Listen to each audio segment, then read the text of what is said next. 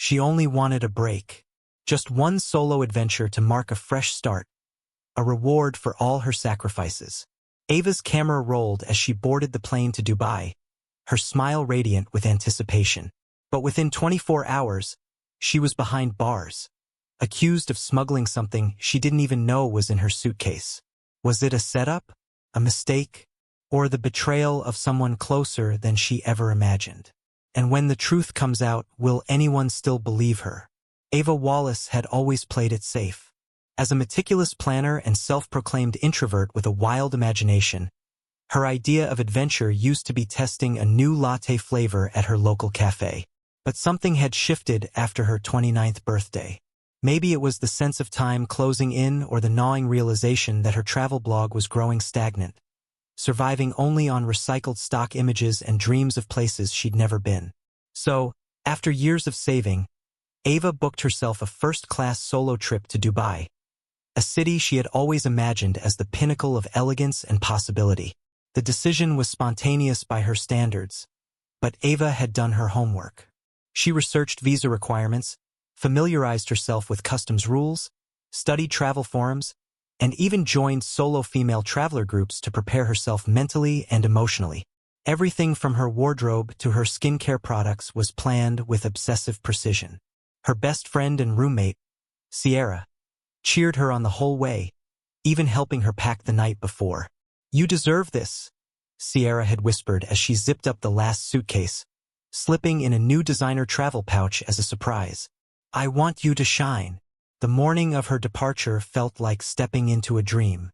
Ava dressed in a breezy white linen set, tied her braids neatly, and kissed her cat goodbye with an embarrassing number of promises.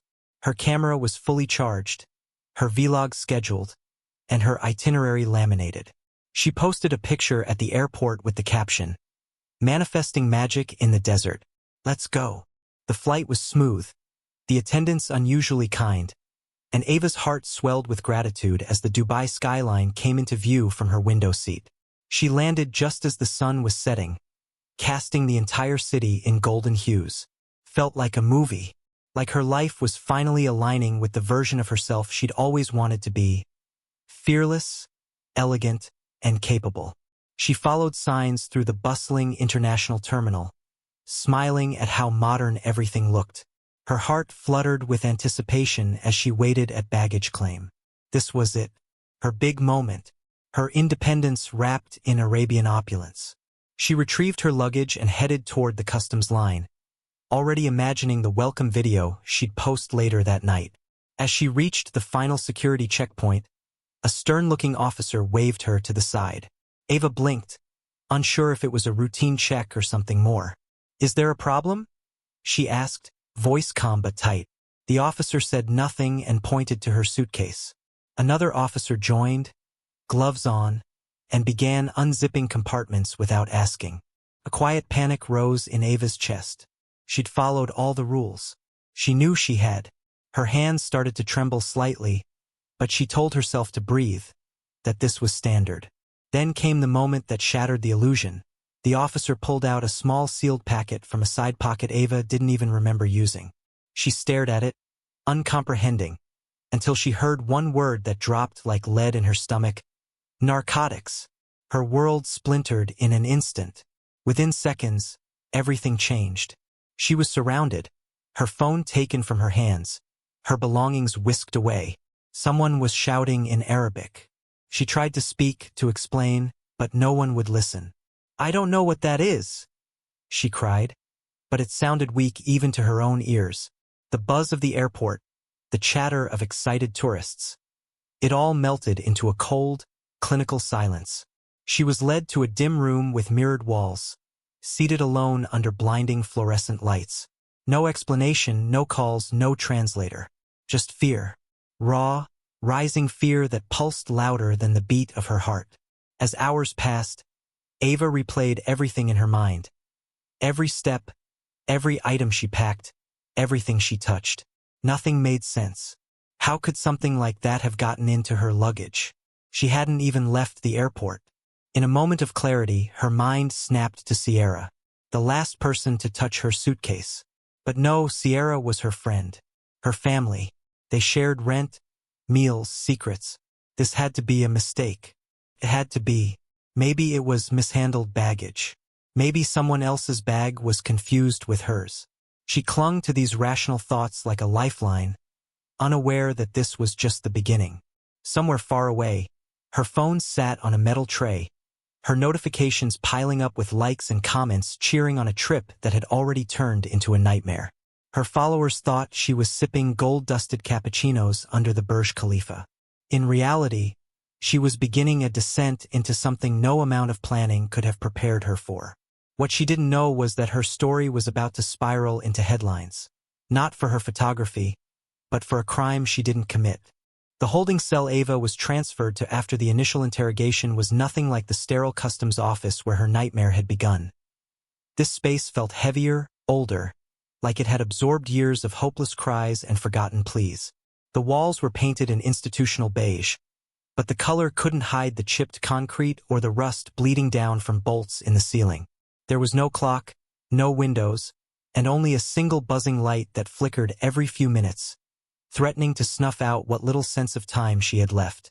Her suitcase sat across from her, partially unzipped, a traitor in cloth and zipper. It looked completely ordinary, just as she remembered it when she left home. But now, under the unblinking gaze of 3 uniformed officers and a stone-faced customs agent, it had become an object of scrutiny, a crime scene, a symbol of guilt she couldn't shake.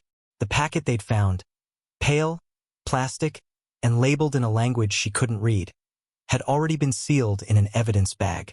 Her voice, strained and raw, echoed once more, "That's not mine." But the customs agent didn't even look up from his paperwork. They didn't speak to her unless they needed something.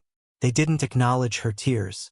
And worst of all, they didn't seem to care that she had no idea how the item got into her bag.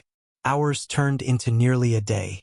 At some point, she was allowed water and a meal she couldn't bring herself to eat. Every so often, an officer would step in and ask her to confirm details she'd already given. Her full name, date of birth, purpose of travel. When she asked again to call the U.S. consulate or a lawyer, they simply stared at her in silence. Her passport had been taken the moment she'd arrived at the checkpoint, along with her phone and any sense of autonomy. Ava's mind kept spinning in circles, trying to recall the last time she'd checked that pocket. Was it even hers? Could someone have tampered with it in transit? But how? The more she tried to untangle the logic, the more disoriented she felt. She remembered Sierra waving her off at the airport, smiling, even filming a little goodbye video. She'd been so thoughtful, so supportive. It didn't make sense to suspect her, but no other explanation seemed possible. Ava wasn't naive, but she also wasn't paranoid, at least not until now. Eventually, 2 officers entered and spoke to each other in hushed Arabic before one of them, taller and more formal, addressed her in clipped English. "You are under investigation for possession and transport of prohibited substances. This is a serious offense in our country." Ava's heart plummeted, her mouth going dry. "I didn't," she began, but he cut her off. "You will remain in custody. You may request legal representation through official channels after intake is completed." That word intake hit her like a blow. She wasn't just being detained. She was being processed, treated like a criminal, like someone who knew what she was doing. Ava asked again if she could contact someone, anyone. The man didn't respond, only nodded toward the door. 2 female guards entered next, instructing her to remove her jewelry and change into a dull brown uniform that smelled faintly of bleach and metal. Ava hesitated, stunned by how quickly the transformation from traveler to prisoner was occurring, but complied, too afraid not to. The transport van was cold and cramped. As it moved through the unfamiliar streets of Dubai, Ava caught glimpses of the glittering city lights through the slotted window. Tall buildings, flashing billboards, tourists walking freely under the night sky. It felt like a parallel universe. Just hours earlier, she'd imagined herself sipping cocktails on a rooftop, taking photos of architectural marvels. Now, her wrists were red from the too tight cuffs, and her thoughts raced toward dark places she'd never visited before. She tried to remember everything she'd read about laws in the UAE, strict regulations, harsh penalties, especially regarding drugs. In some cases, even trace amounts could result in decades behind bars or worse. She pressed her forehead to the metal wall of the van, letting its chill sink in. Her breathing quickened. Panic pressed against her chest like a vice. What if this wasn't going to be fixed? What if no one came for her? At the detention facility, she was booked into a small intake center where her fingerprints were taken, along with more photos. She was asked again to recount her travel history, this time by a woman who looked no older than her but wore a uniform and carried herself with unflinching authority. Ava's answers came out in fragments. Vacation. Solo. No, I've never traveled internationally before. No, I've never used drugs. No, I've never been arrested. The officer scribbled notes and made no indication she believed a word. Ava was assigned a temporary cell, not quite a jail, but not anything else either. It was shared with 2 other women, both silent and expressionless, huddled on opposite ends of the space like animals unsure of each other. Ava curled into herself on the narrow cot, still wearing the foreign-scented uniform, and stared at the ceiling until her eyes dried out. There was no mirror, no clock, no way to ground herself. The next morning, if it could be called that, she was summoned again, this time to a courtroom, but not like the ones she'd seen on television. It was more of an administrative office, with a judge seated behind a desk and translators moving between languages too quickly for her to follow. Charges were read aloud. Possession with intent. Violation of controlled substances law. A long sentence Ava couldn't comprehend. She begged to speak, to explain, but her voice was drowned in bureaucracy. The translator relayed that her next hearing would be in 2 weeks, and she would remain in custody until then. Bail was not an option. That word echoed louder than all the others. 2 weeks. 2 weeks in a foreign prison for something she didn't do. Ava wanted to scream, but her throat only produced a dry croak. She was led out of the room, stunned and numb, her feet dragging like lead. She was returned to a larger holding area, stripped of everything familiar, her luggage, her technology, even her name. She was now inmate 2874. Her story was paused, her freedom stolen in broad daylight. She wondered how long it would take for someone to notice she hadn't posted on her blog. Would Sierra be worried? Would anyone contact the embassy? And would they even believe her if she said she'd been framed? Ava lay back on the cot and let her thoughts spiral in silence, unsure of what was more terrifying, the charges themselves, or the sinking feeling that she was completely and utterly alone. The routine inside the Dubai detention facility began to settle into Ava's bones like second nature, though she never truly adjusted to it. She was awakened each morning not by an alarm, but by the metallic screech of the cell door sliding open, followed by the barked orders of guards who never smiled, never explained, and never acknowledged her growing desperation. The lights in the corridor never dimmed, and sleep came only in fractured, nervous episodes punctuated by distant arguments and the clinking of steel. Meals were delivered in styrofoam containers, often cold and unidentifiable, and the water tasted faintly of rust. Ava had stopped trying to guess what time it was. The sun didn't reach her windowless cell, and her internal clock had broken long ago under the weight of uncertainty. She tried to mark the days by scratching faint lines into the wall with the edge of a chipped plastic spoon, but even that became too exhausting, too abstract. Her body adjusted to the rhythm of captivity, but her mind remained caught in a tangle of panic, disbelief, and grief for the life that had so abruptly disappeared. The other inmates barely spoke. Some didn't share a language with Ava, and those who did were too guarded, too broken by their own stories to reach out. She learned quickly that silence wasn't just common here, it was survival.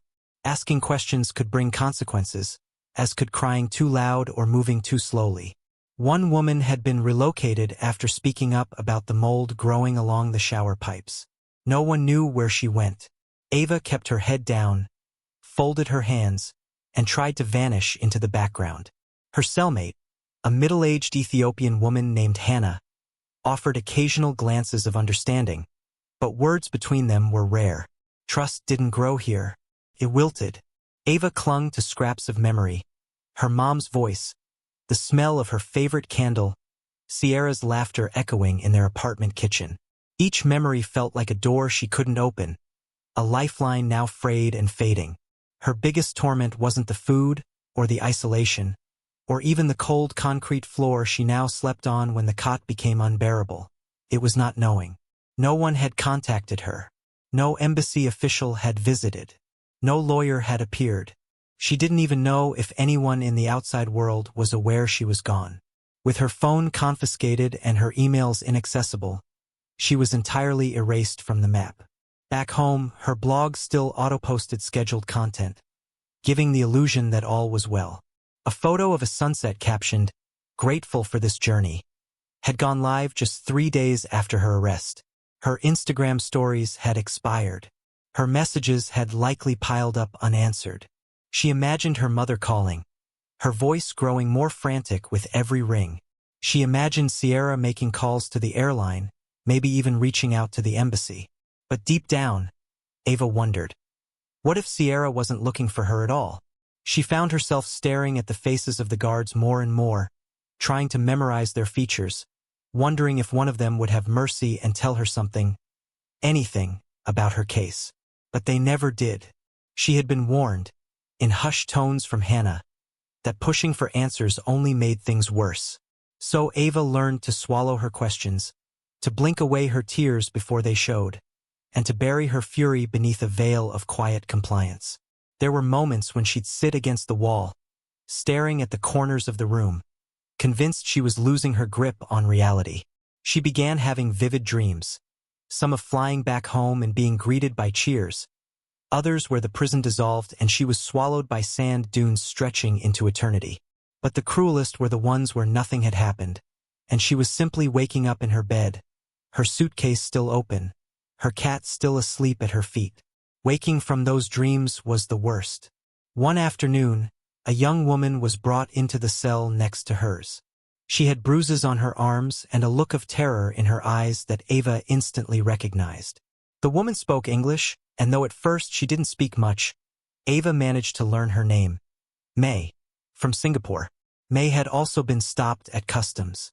They found something in her shoes. She swore it wasn't hers. Her story mirrored Ava's so closely it made her skin crawl. It wasn't a coincidence. Couldn't be. As they whispered in the dark, piecing together similarities, Ava began to entertain a possibility too terrifying to say out loud. That someone was using innocent tourists as disposable carriers, counting on their confusion, isolation, and silence to ensure the operation went undisturbed. May told her she'd been gifted the shoes by a cousin just before she left, and Ava froze. She remembered Sierra's last-minute additions to her bag, the luxury pouch, the new makeup palette, things she hadn't packed herself. The weight of realization pressed down on her chest like a physical force. Could Sierra really be involved?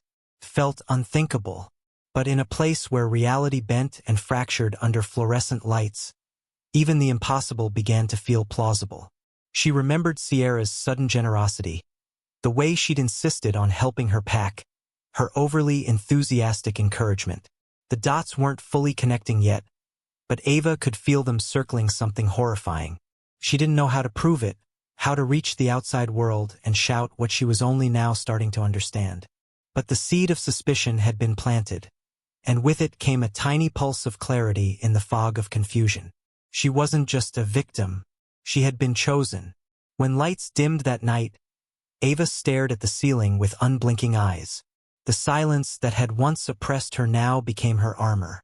She began writing in her head, rehearsing the story she would one day tell, not just to defend herself, but to expose the truth. She still had no lawyer, still no news, but she had something she hadn't in weeks, the faintest sense of direction. If someone out there had framed her, they had underestimated her resolve. They hadn't broken her, yet. Ava closed her eyes and breathed through the fear, knowing that survival would take more than hope. It would take strategy, and it would take silence. Ava didn't expect anyone in that prison to care, let alone talk, let alone reveal anything beyond the dead-eyed silence that had become the language of the walls.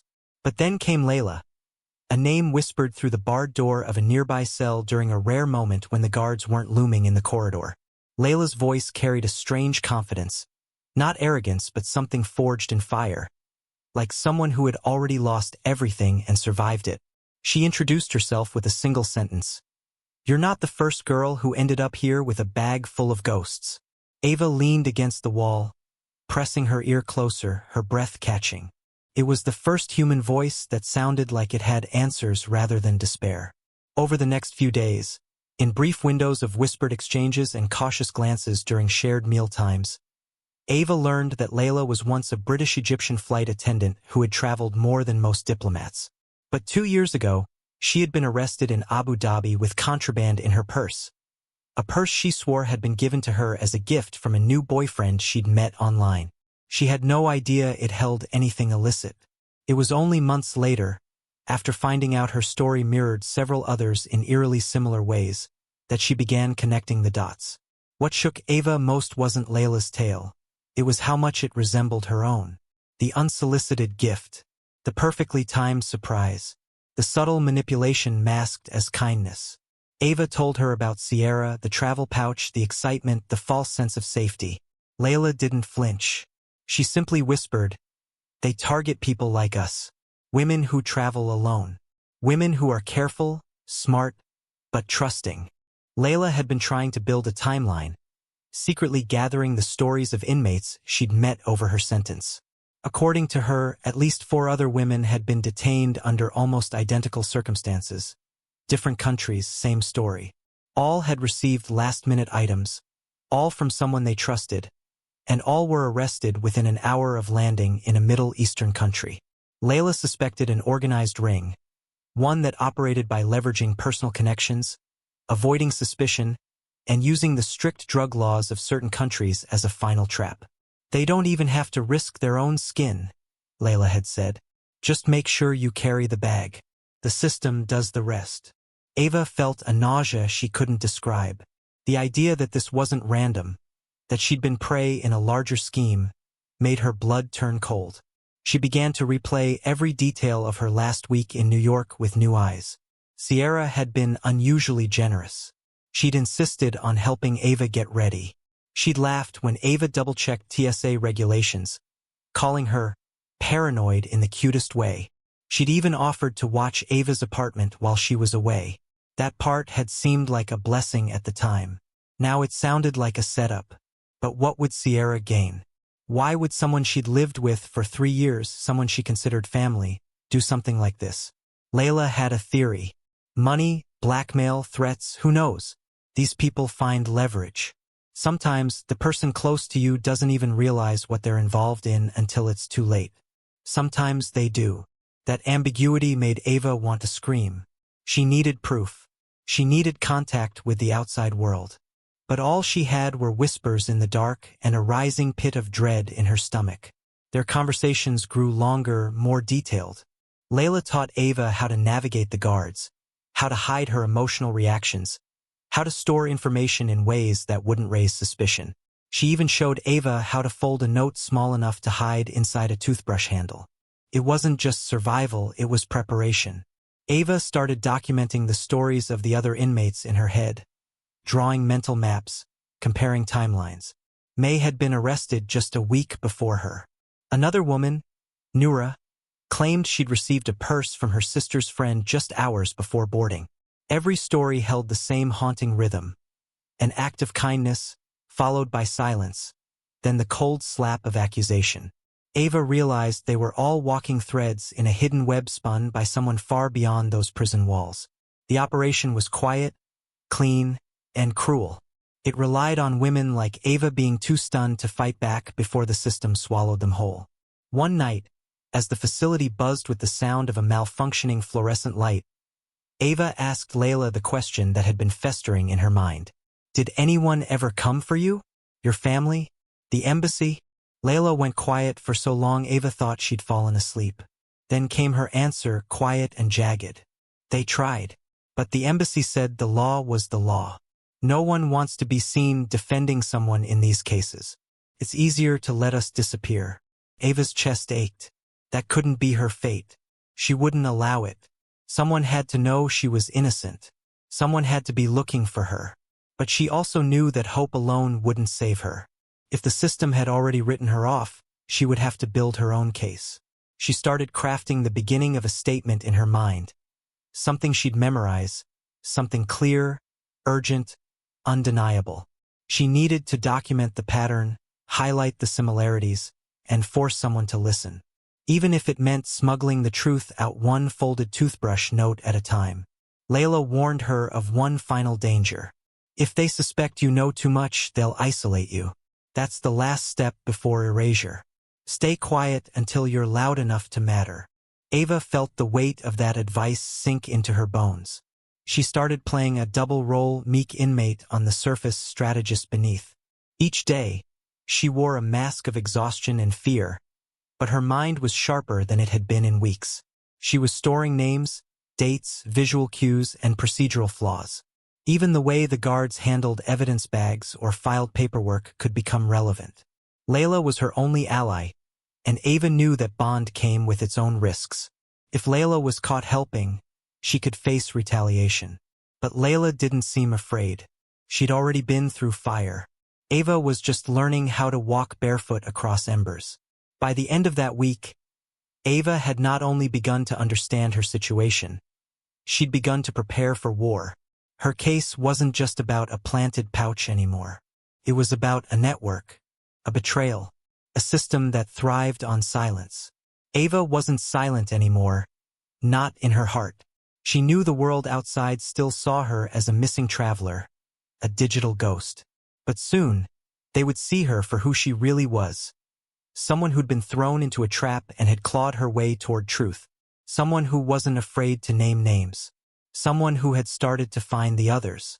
It began with a name Ava hadn't heard in weeks. A whisper during a rare conversation with a visiting legal aid volunteer. A woman who barely looked up from her clipboard but muttered something about recent updates from the States. And a contact named Sierra trying to get ahead of the story. That name sent a violent chill down Ava's spine. Until that moment, she had been operating on instinct, suspicion, and gut-churning doubt. But hearing Sierra's name spoken in relation to the case felt like confirmation of the unthinkable. Ava sat frozen in her cot for nearly an hour afterward, staring at the floor, her thoughts spiraling like broken glass. Had Sierra really inserted herself into the narrative? Was she speaking to officials? Framing it as concern, perhaps, while subtly distancing herself from the crime she may have helped orchestrate. The idea made Ava nauseous. She remembered the way Sierra had handed her that last-minute pouch. So casual, so cheerful. Just something to glam up your trip, she'd said. Now Ava replayed that moment over and over, dissecting it with surgical precision, noting the nervous flick in her friend's eye, the way she deflected Ava's questions about where it came from. Back in the cell, Ava decided to test the boundaries. During a supervised legal consult, she asked a simple question. Has my roommate been in contact with anyone here? The translator froze, then responded curtly that such information wasn't available to detainees.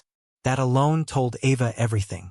If Sierra had been innocent, if she had genuinely been trying to help, they would have mentioned it, or at least denied it. Instead, their deflection only fanned the flames.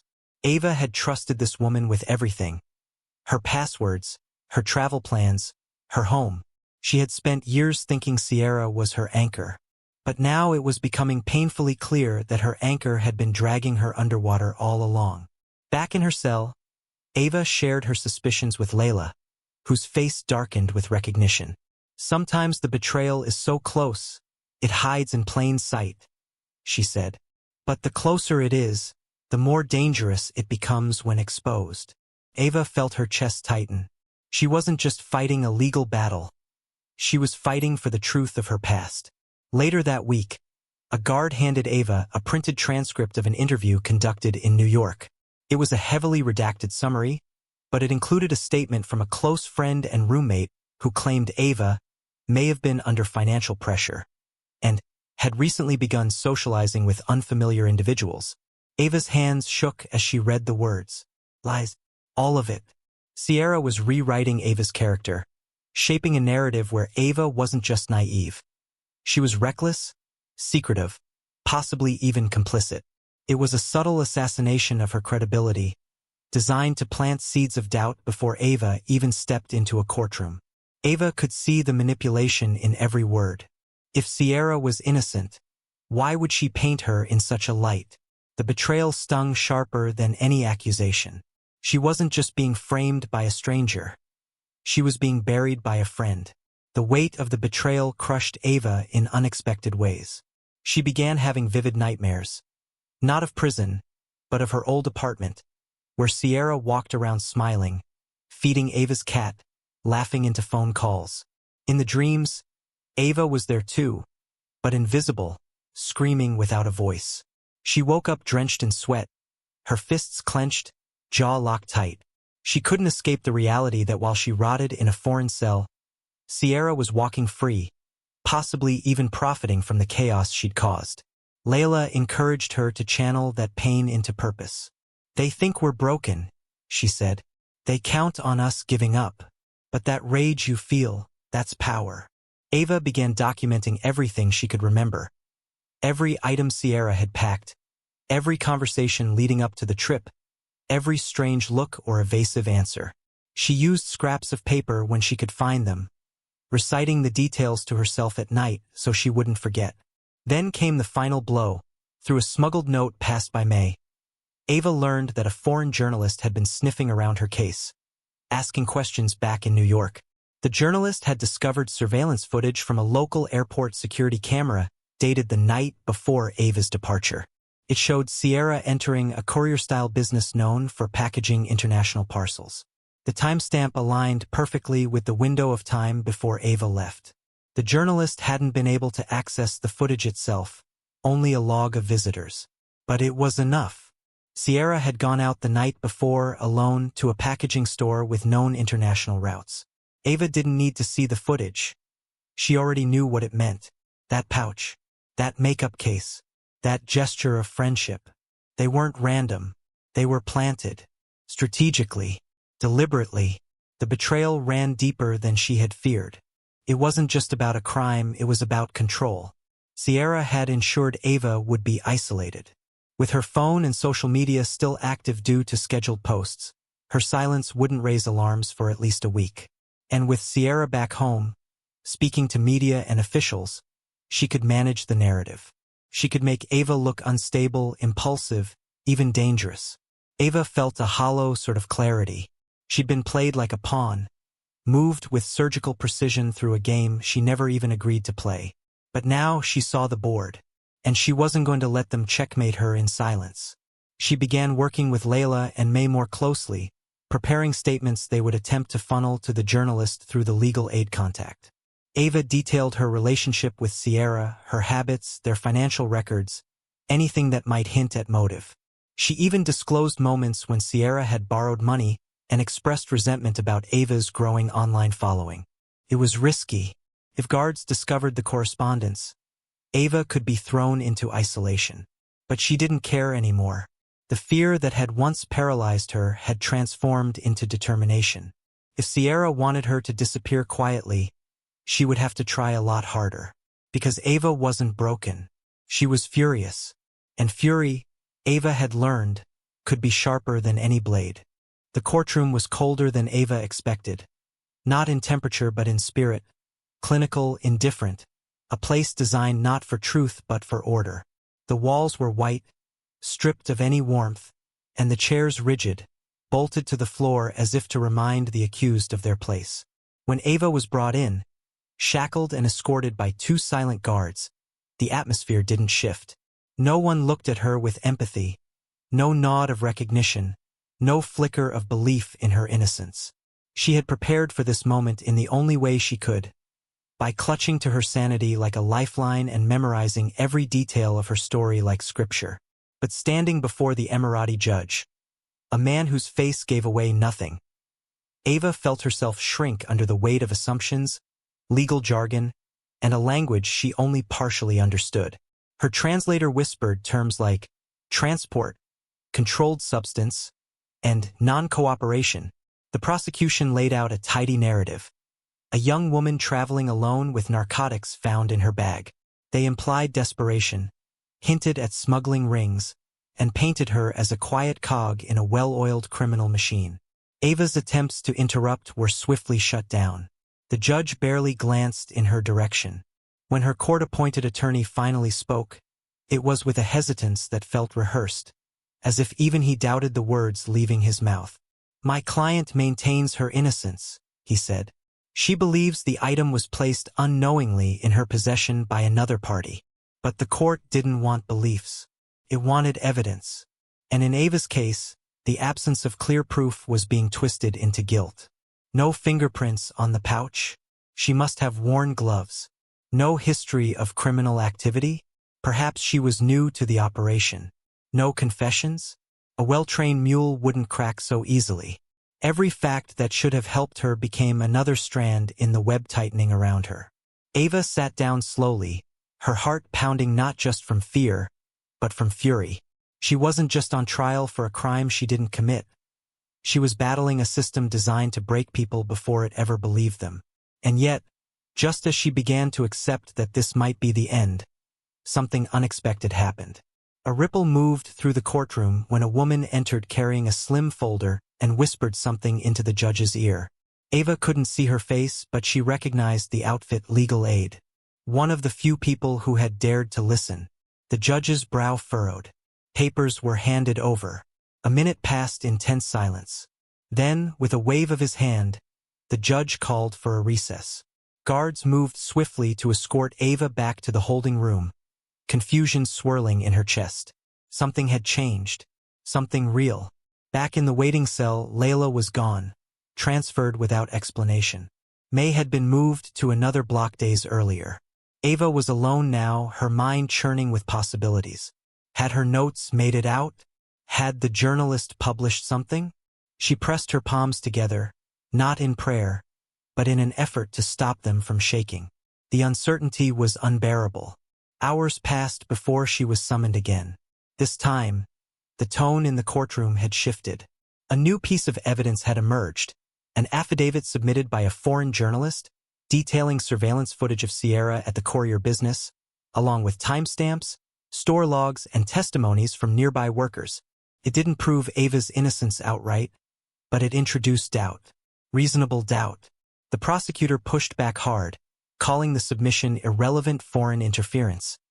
But the judge was listening now. He ordered a postponement of the verdict pending a new review. It wasn't freedom, but it wasn't sentencing either. It was something Ava hadn't felt in weeks: leverage. She returned to her cell with a strange calm washing over her. The walls were still the same, the cot still cold. But for the first time, there was a sliver of possibility piercing through the cement. The days that followed were a whirlwind.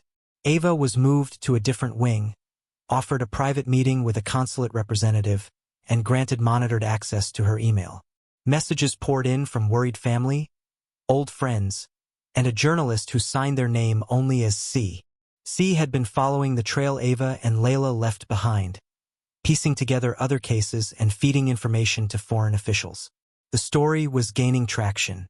Wrongfully arrested American blogger held in Dubai began circulating on social media, pushing Ava's name into the spotlight. She read the headlines in disbelief. She wasn't invisible anymore, but exposure came at a price. The guards were colder, stricter. One morning, her shoes were missing. Another day, her meal arrived late, cold, and clearly tampered with. Ava understood. She was now a liability to someone. Perhaps the very people who'd orchestrated the trafficking scheme, or those who had profited from her silence. Either way, she had crossed into dangerous territory. Then came the final hearing. A verdict was expected, but instead, the judge announced that the case would be dropped due to procedural irregularities and insufficient evidence to continue prosecution. There was no declaration of innocence, no apology, no grand vindication. Just an anticlimactic end to a harrowing ordeal. Ava was to be released within 48 hours. She would be escorted to her embassy and removed from the country under strict conditions. No media appearances, no lawsuits, no public commentary until further notice. The conditions were meant to silence her. But Ava had no intention of staying silent. The price of survival wasn't just her freedom, it was her voice. Her story was no longer hers alone. It belonged to everyone who had been silenced like her, buried in concrete cells under false pretenses and left to rot. As she boarded the plane home, her wrists still bore faint marks from the cuffs, and her eyes were shadowed with the memory of the fluorescent light that never turned off. But in her bag was a journal, handwritten, raw, and damning. It held everything: names, dates, timelines, and truths that refused to die in darkness. Ava knew she couldn't undo what had been done. She couldn't restore the version of herself that left for Dubai full of hope and wonder. But she could ensure no one else walked into that same trap without warning.